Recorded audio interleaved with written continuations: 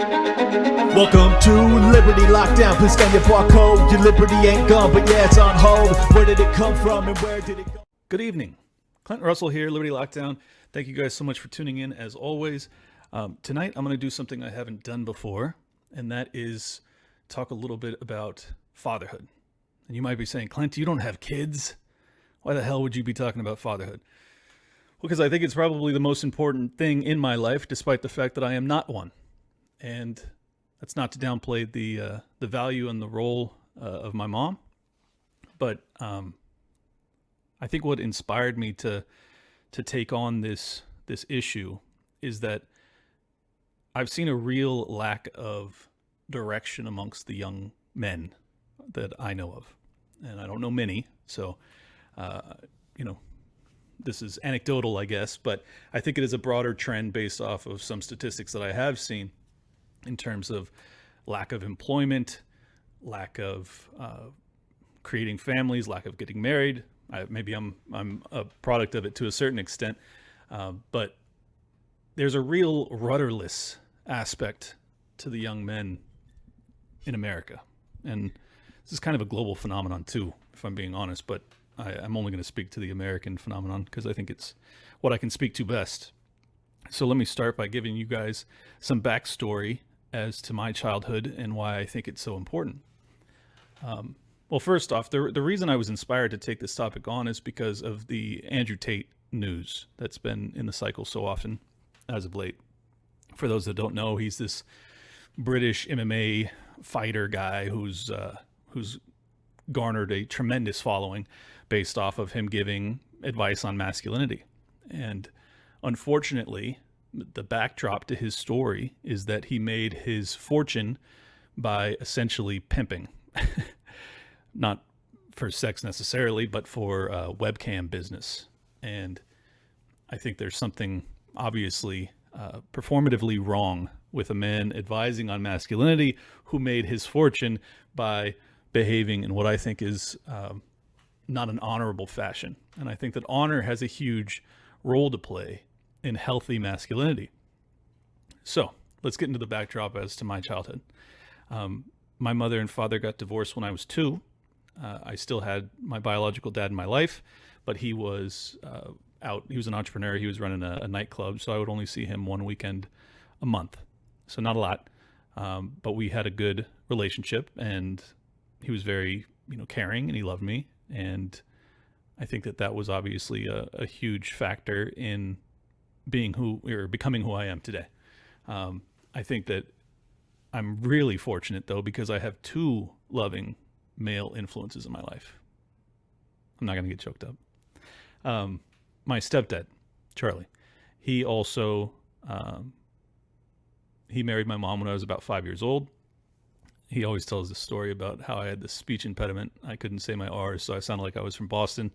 But he taught me how to, play catch and how to ride a bike and just, normal father stuff, coach my sports teams, things like that.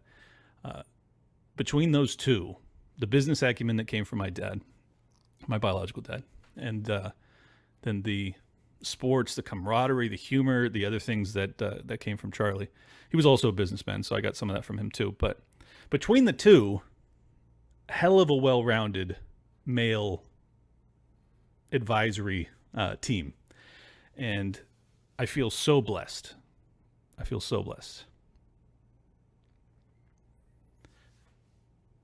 think that's why it hurts me so much to see. I don't know why I'm getting choked up.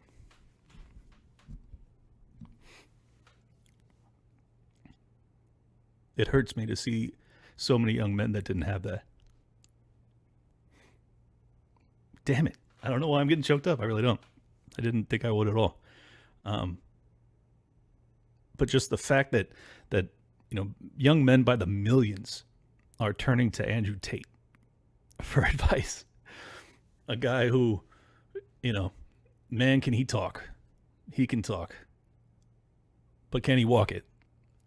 And I'm not so sure. And Jordan Peterson's the other side of that coin, in that he was very, he just galvanized an immense crowd of young men in particular.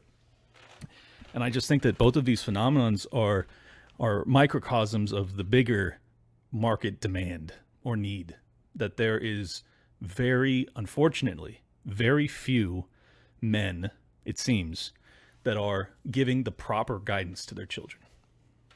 And to young boys in particular, that is devastating. And I am so fortunate that I didn't have to deal with that. So yeah, I thought I would go through and kind of recap what I think is healthy masculinity. The advice that I received as a young boy that made me who I am. And as I said, I'm not going to talk about my mom's influence, even though it was very positive, just because I think that I want to really emphasize the role that fathers play in particular. So, I mean, first and foremost, they both imbued in me a really deep sense of protection, of being a protector. That, particularly Charlie, my stepdad, he's from New York, so he's got that, tough street aspect to him. And I have always, because of that, I have always had an approach to my significant others and to my friend group and to, just women I knew, that I would fight for them. And that's not to say that fighting is a good thing. It's oftentimes not a good thing. But it's just like with libertarianism. It's like non-aggression. If someone is aggressing upon someone else, you have every right to intervene on their behalf. And I've done that a few times. I was going to say I'm not proud of it, but I guess I kind of am. I did it for the right reasons. I wish that I could have avoided it. I wish that it hadn't transpired. It's not anything I'm proud of in that regard. I don't like bringing violence to bear on other human beings, particularly in hindsight. It's not a good thing. But sometimes it's necessary in life. And I think that that's something that at its core really makes me feel as if, it adds to the healthy masculine purpose in society. Like, we are defenders. We are here to defend those that can't defend themselves.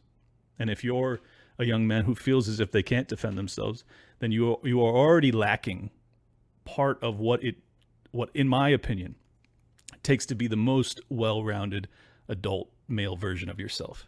Is that you don't have to be like a trained fighter necessarily, but just capable, just strong enough, capable enough, and willing to intervene on behalf of, women in particular. And maybe I'll get some people upset with me for saying that, but men are naturally stronger. It's true. So I think it's important that first and foremost, you imbue that in your young sons, that they are not just here as perpetual victims, but rather there to assist, to defend, to protect, and to act with courage and self-sacrifice. And I think that those are two lessons that were really important for me growing up, is that I was told, very early that you need to defend your mother. And if you have to risk yourself in that process, then you do so. And I have carried that forward with every woman I've dated in my life, and all of my friends that are girls too. When we're out at the bars or whatever, it's like, I will defend their honor. And I think that that's an important thing. And I think it's something that women, contrary to the feminist lecturing that they don't need a man to defend them, women find it quite appealing. and with good reason. Why would you want to be with a man that is unwilling or incapable of defending you? It's a big part of being a valuable partner to the woman in your life. So having that was a big portion of it. But I think there was another aspect of their guidance that was invaluable to me as I developed. And that is delayed gratification and hard work and a work ethic that I was not given much as a child. Very little, in fact, contrary to popular belief, as I sit here with a nice view behind me. I was given very, very little. No, I don't think I got an allowance. I don't think I got maybe one new pair of shoes per year. maybe that's a privilege to get one new pair of shoes per year, but I don't feel like I was given very much as a kid. And well, in the moment, I may have resented it, as some of my friends were, showered with more gifts and things like that. I in hindsight, am so grateful that I was not just given everything I wanted, that I was given opportunities, though. I was given guidance on how I could get ahead and acquire the things that I wanted to have, that I valued. And I remember vividly my dad, the one that ran the nightclub, when I would go out and I would see him just that one weekend a month, and he was running this nightclub. It was a fine dining restaurant and a nightclub, and he would have me fold napkins into these what are they called? Swans. I would fold hundreds of them at 5 cents a piece. So it would take a long time to make any money, but as a 6 and 7-year-old, it was still more money than I could have gotten any other way. So child labor, it's good. No, but seriously, I think that making $5 or $10 as a 7-year-old back then, that'd be like $30 today because inflation's so messed up. But doing that and realizing very early on that, like, okay, I can actually produce wealth in life. I know $10 doesn't sound like wealth, but for a 5 or 6-year-old, it feels like it. It felt like it to me. And the reason I was doing that is because I wanted a Game Boy. I'm aging myself here, but that's what I wanted. I wanted a Game Boy desperately. And they were like, I think they were $250. They were very expensive. Like, even back then, they were super expensive. And I worked for a couple months and I saved up and I finally got enough for it. And I think this is partially just nature as opposed to nurture. But once I had put all of that effort into acquiring that amount of money, I decided I didn't want to spend it on it. And I think that was a really important formulation to who I became as an adult, is that delayed gratification and realizing that earning $1 is tremendously challenging. It really is, especially if you've never gone the entrepreneurial path. My God, is it hard. It is so hard. And I've now done it twice. And, I've been quote unquote successful both times, but it is a struggle, man. The first couple of years in particular are brutal. You make nothing and you give your all, but it's so gratifying in terms of expending your energy in a path of passion and drive and focus that even without the money, it still feels good in the process. At least it does for me. I don't know if it's for everybody, but for those that it is, there's nothing that speaks to my soul like working for myself and striving towards a goal that seems almost unreachable. I think it's part of like why I'm put on earth. At least it feels to me like I am. When I'm doing that, when I'm in that mold, when I'm in that zone, I am on a path that feels like godliness. Not to overstate it or make it sound as if I'm being egotistical, but it feels as if I'm headed towards like where I'm supposed to be going, if that makes sense. Where am I going with this? So anyways, yeah, so I have this couple $100 and I'm prepared to buy a Game Boy and I don't. And then for my birthday, of course, because my parents are so proud of me that I saved that money and I didn't spend it, they end up buying me one. So yes, I did get some gifts here and there. But that lesson was really special and important. And to have it happen at such a young age, it became incredibly valuable. So that's something that I would like to see imbued in our young people more, is that, delaying gratification to working towards something that is, a loftier goal, as opposed to immediate satisfaction of your very temporary desires and urges. That is something that I have always had, and it has been incalculably invaluable to me. Just to give you an idea, because I ran a mortgage company, every time I saved up $10,000, I could invest that into trust deeds and make approximately $100 a month in passive income. And when you're a kid, because I was able to do that before I turned 20, that's a mountain of money, it feels like, for doing quote unquote nothing. And in truth, you're doing a lot. You have to save and be prudent and delay gratification. But because I did that, I started to have these passive revenue streams. And by the time I was in my 20s and I started to have real income, I was able to do that very aggressively, and to do maybe 10,000 a year early, and then up it to 50, up to $100,000 a year or more when I was at the peak of my career as a mortgage lender.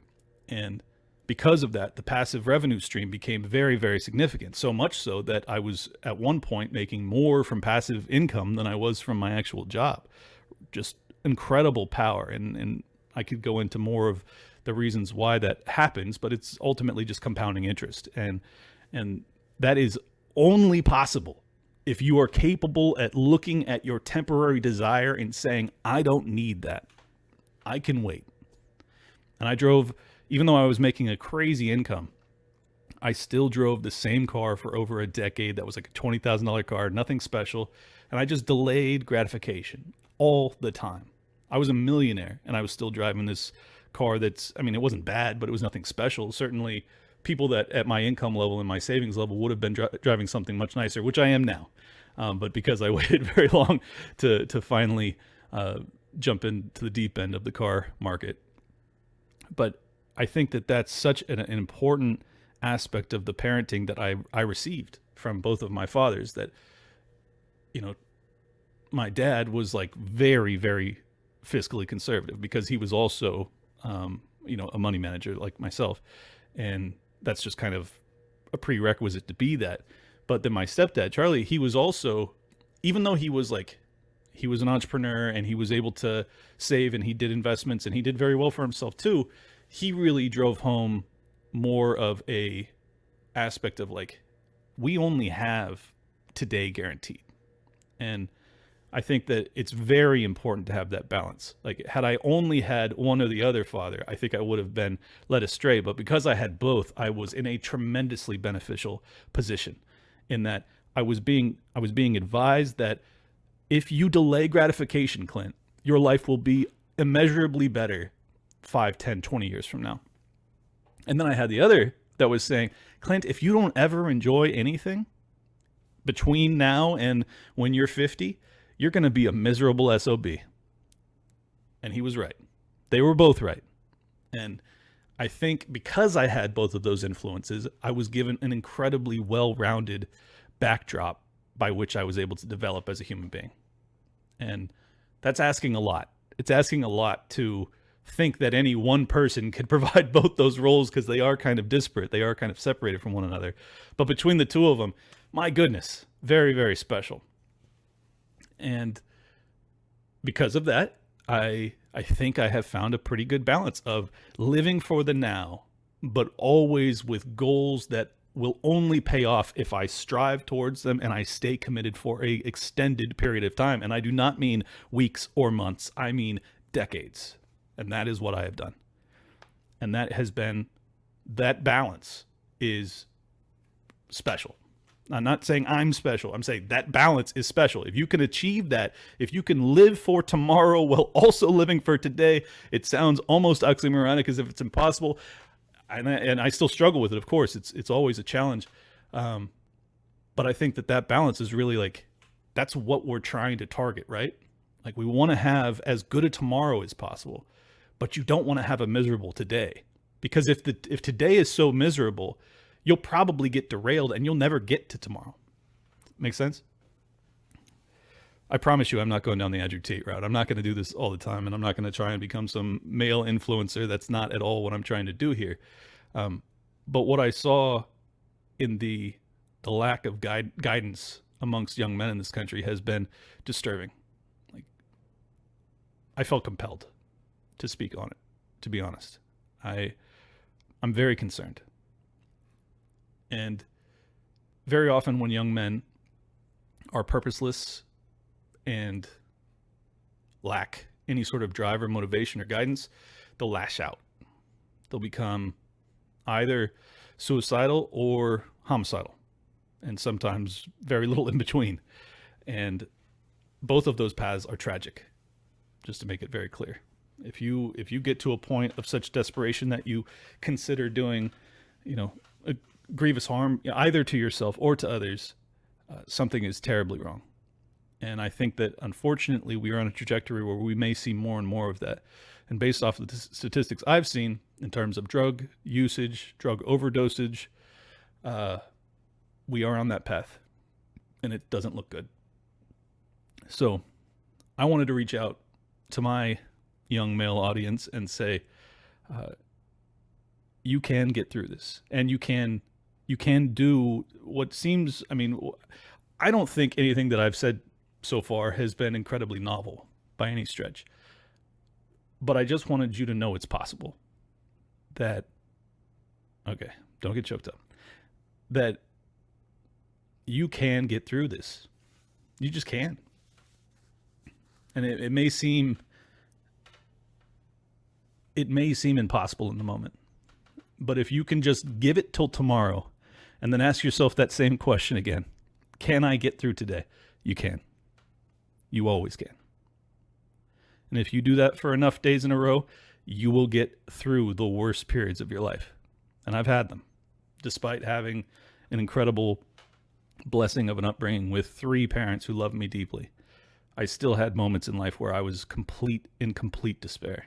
Loss of, not death loss, but just, the ending of significant relationships in my life that were heartbreaking and heart-wrenching, and that I felt as if I would never get off the mat, and truly did not think I could survive it. And I did every single time. And all it took was allowing, the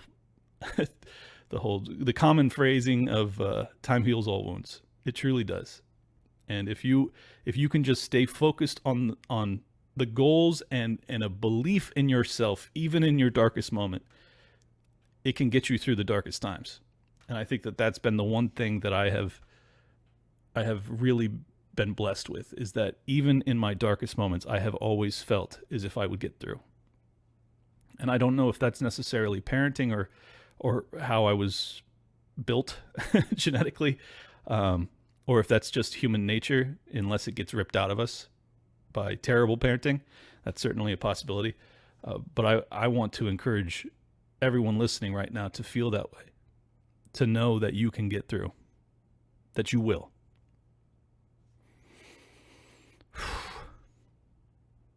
I don't know why this is an emotional episode for me.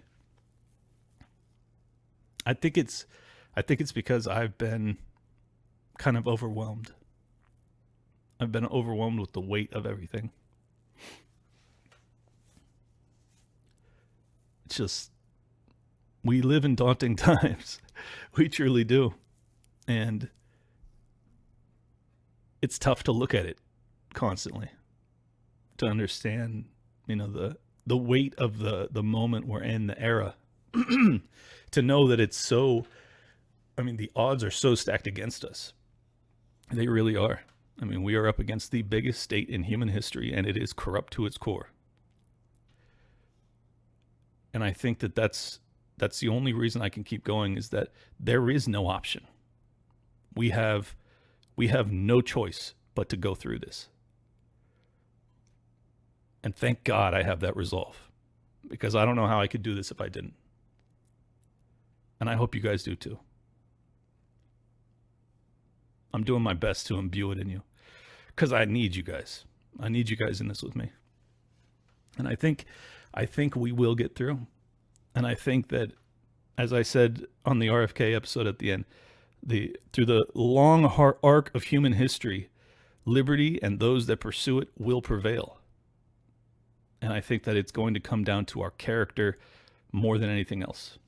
Do we have a commitment, a drive, a belief in ourselves that is superior to our opponents? And I can say definitively that I do. Can you say the same? I sure hope so.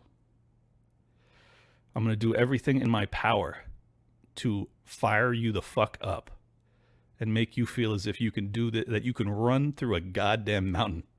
Not over it, through a mountain. Because that's how I feel. Even when I'm in my darkest moments, and I have been in dark moments historically, but just over the past couple of weeks, I have been in a very dark period, just feeling as if this is so heavy. It's so heavy. I'm looking at the corruption amongst our political elite, and I guess I'll go ahead and talk about this briefly. But Donald Trump has been indicted, God knows how many times. I think it's 3 or 4 times, but on so many charges, it's like, if he was convicted on everything, he'd go to jail for longer than America's been around.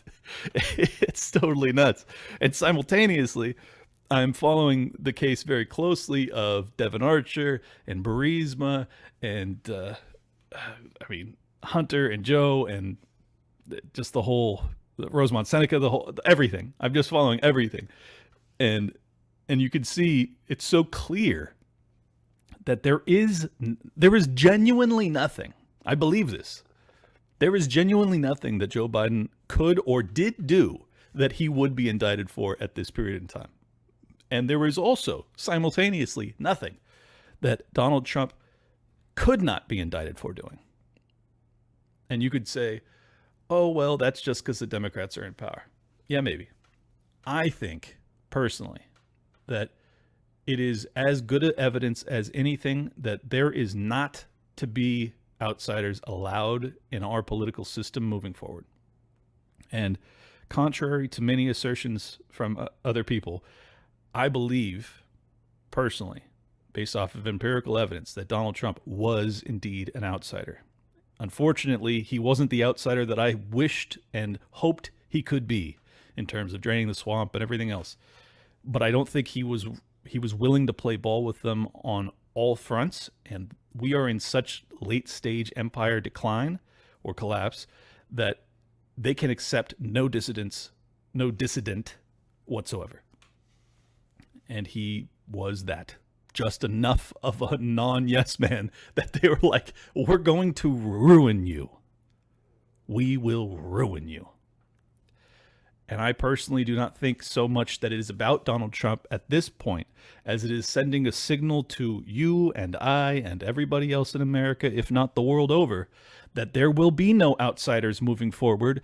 And if you think otherwise, you can have a jail cell too, right next to Orange Jesus, if you like it. And that is scary as hell. That is scary as hell that we have a federal government that is acting in such a disparate fashion based off of charges which could just as easily, if not more readily, be applied to Joseph R. Biden. He is literally, in my opinion, literally guilty of every single thing Donald Trump is being charged with. It's crazy. It is as James Lindsay famously dubs it, the iron law of woke projection. Whatever they are doing, they will accuse their opponents of, and in this case, they have opted to prosecute them for their very own crimes. That's wild to me. And I don't believe I'm wrong. If I wouldn't say it, and in fact, I don't say anything I don't believe, if you haven't been able to catch that yet. I believe every single word I say.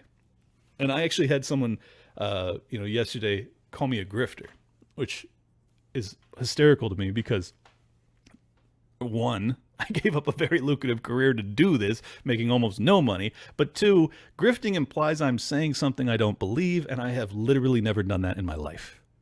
I just don't do it. I don't know how to do it. I think if I have autism, my specific variant on the spectrum of autism is an inability to not say what I believe. It has gotten me in trouble countless times. I speak my mind, and I love people who do too. So, not grifting, and I'm not trying to deceive or extract any money from you guys that you don't feel as if I am earning. I think that I do ask for support when I say libertylockdown.locals.com, or if you want to subscribe to my Twitter. By the way, I got to mention real quick, I just got approved for Twitter subscriptions. A bunch of you, dozens and dozens, have already signed up to support me. It's $5 a month. The reason I'm bringing it up is because if you want to support me, Elon Musk has said for the next 12 months, everybody who, any dollar that goes into that, I get all of it. That is the best way to be able to support the show. So even if you're not a big Twitter fan, if you just love this show, I would greatly appreciate it if you would sign up to Twitter and subscribe. It's just like a Stripe payment. So I'm able to it's $5 a month, by the way. Not a lot of money, but if I get hundreds of people that do it, well, that becomes something that helps. So appreciate you guys if you want to do that. Also, toplobster.com or merchengine.com. I'm not sure which, but as you can see, I got this Los Angeles Lakers style Liberty Lockdown shirt, brand new, just came in, and they are actually stitched. It's very nice. But anyways, I guess I'll get out of here on this. Well, first off, let me say Jose Gallison is on Timcast IRL right now, and Reed Coverdale will be on, I think, on Friday, and then I'm on like Tuesday of next week. So don't miss that. But yeah, I think I'll get out of here on this. I just wanted to encourage you guys, and I know many of you are already, cut from the same cloth as me. So I hope you don't take this as me talking down to any of you, because I don't intend it as such. I did want to reach out to those that may feel, young and without guidance, because it's just so crystal clear to me that there is a terrible market need for that, for genuine, loving, this sounds gay, male guidance. And maybe that's why. It's because we've become so homophobic that we're just like, I can't be a loving older male influence to someone who needs guidance. And that's a toxic masculine worldview. And I don't say that very often, but it really is. Like, it's a beautiful thing to want to guide the next generation. And maybe I've felt afraid to do so because I'm not a father, but I do feel as if I have enough of the traits that would be beneficial to young men that I would feel stupid not to try and convey them to you guys. That I care. If no one else does, I do.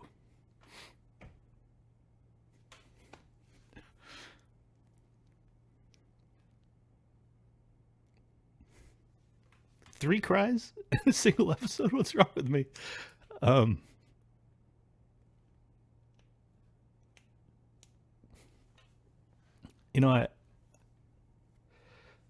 also lost some friends to, drug addiction and things like that. And maybe the wounds are still there.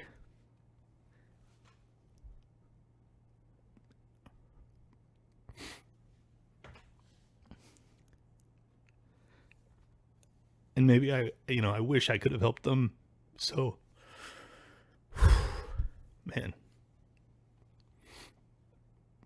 this is stunningly heavier than I expected.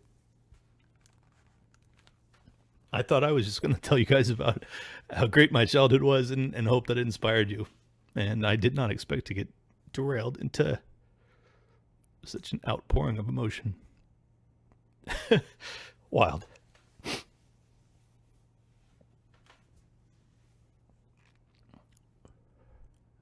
But yeah, I care.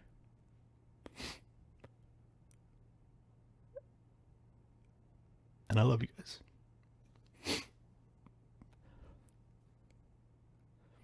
And I'm so proud of you guys. That in the face of all of this, you continue to strive. That there's so much hatred for young men in America. And you guys still are pushing. And that's awesome.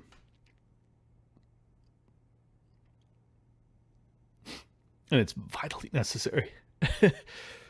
If you want to see a fucking country just absolutely implode, allow the young men to become just desperate, monstrous human beings. And I feel like our overlords want that. And whether they want it or not, they're pushing us towards it. And it's fucking evil. From the decline of, testosterone levels to the lack of creating families to the lack of childbirth, and every step of the way, the entire Malthusian fucking eugenics cult. This is why I'm so filled with rage all the time, I think, because it just makes me so furious to single out any group of people. But to do it to half of your population is just sick. Absolutely sick. Jesus Christ, I can't believe I cried 3 times. Oh, I hope you stuck it out with me. I really do. And I hope you won't hold it against me. I speak from the heart. And I really deeply care about this community. And I'm so, so grateful that you're still with us and you're still with me and that you're still fucking pushing, man. It's awesome. It's fucking awesome. And it's so easy to give up. And I want to give up sometimes. And I just can't live with myself if I do. And for those of you that are in that position where you're like, man, I would love to just fucking shut off the TV and give up on all of this. I totally get that instinct. And certainly when you need breaks, take your breaks. But as soon as you fucking recharge that battery, get back after it in a way that you have never done it before and just fucking punish the people that are doing this to us. That's all I can say. That's all I can say. All right. And I'll get out of here on this. This is where I wanted to go with it. Is that I know so many of you are exactly the fathers that I'm talking about right now. And I just want to say thank you so much for being there for your children. And to imbue these lessons in them, to allow them to pass that on to their progeny, it's going to revolutionize the world in a way that, like, it's incalculable. And it's so important. And it's in my opinion, it's the most important a man has on earth is to give proper guidance to their offspring. Obviously, their sons and daughters. And I just don't think there's anything more important than that. And I'm so blessed to have 2 good influences in that regard. And really 3. Shout out to my mom. All right. God, I gotta stop. I gotta stop crying. I'm gonna get out of here. Thank you guys so much. As always, you want to support my work, go to Twitter. Go to X. Shit, it's X now. Go to x.com and sign up. If you do it through the web browser, like on your PC, it's only a 3% fee.